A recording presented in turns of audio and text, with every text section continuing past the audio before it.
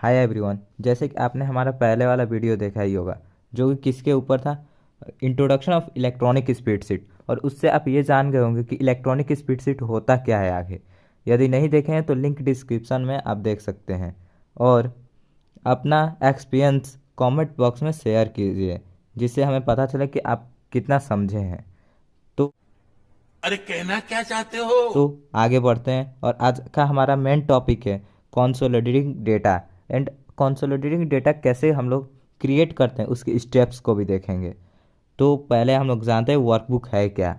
Workbook collection of worksheet, बहुत सारे worksheet को मिलाकर वर्कबुक बनता है और 100 से भी अधिक सीट्स होते हैं उसमें।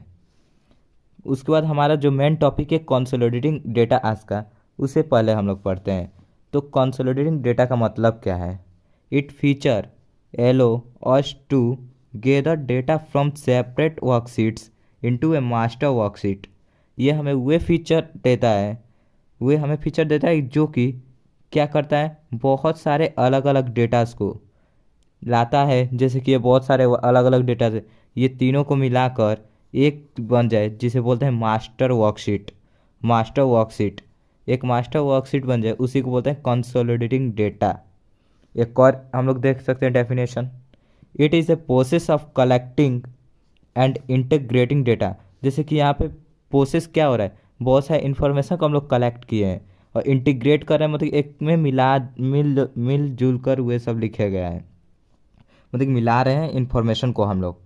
तो अब आगे देखते हैं। मल्टीपल सोर्स, मतलब तीन सोर्स है, मीन्स मल्टीपल सोर्स है। इनटू ए सिंगल डेस्टिनेशन, एक सिंगल डेस्टिनेशन बन गया है। While applying a specific function, यदि हम लोग कोई स्पेसिफिक फंक्शन अप्लाई करते हैं, सच एज सम एवरेज काउंट etc।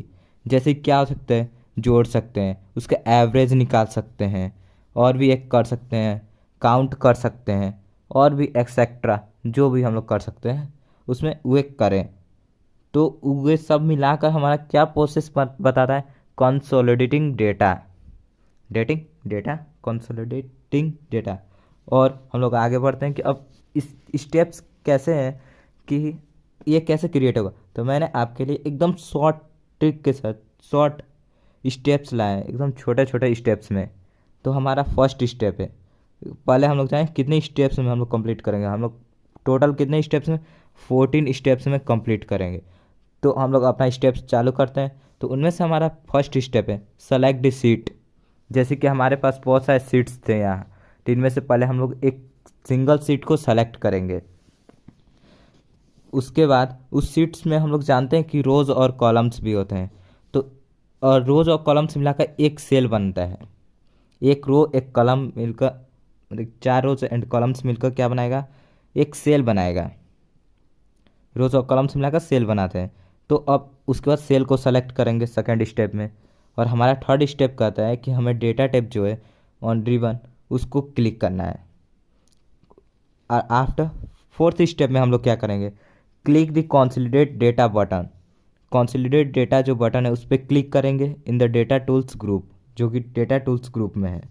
उसके बाद जो हमारा फिफ्थ स्टेप है वो है select a function from the list. और वहाँ बहुत सारे लिस्ट में क्या होंगे, बहुत सारे फंक्शन होंगे। तो किसी एक फंक्शन को हम लोग सेलेक्ट कर लेंगे जो कि हम करना चाहते हैं। उसके बाद क्या करेंगे, सिक्स स्टेप, क्लिक दी कोलैप्स डायलॉग बॉक्स बटन। और जो कोलैप्स डायलॉग बॉक्स बटन होगा उसको क्लिक कर देंगे। उसके बाद सेवन्थ स्टेप में क्या करें, navigate to the worksheet with the set of data to be consolidated. और वहाँ पे एक नेविगेशन मार्क दिखेगा जब हमारा जो सेट करना होगा हमें कंसोलिडेट, मतलब कि डेटा कंसोलिडेट हम लोग कर रहे हैं, तो वहाँ पर नेविगेशन मार्क दिखेगा जिससे हम लोग आगे बढ़ेंगे। उसके बाद हमारा एट स्टेप में आएगा, select the data you want to include in the consolidation.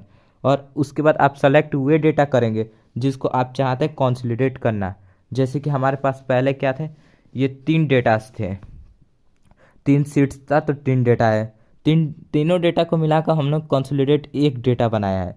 तो वैसे ही हम लोग यहाँ पे जो हमारा एट स्टेप है उसमें जिस जिसको हमें करना है उसको हम लोग पहले सेलेक्ट कर लेंगे।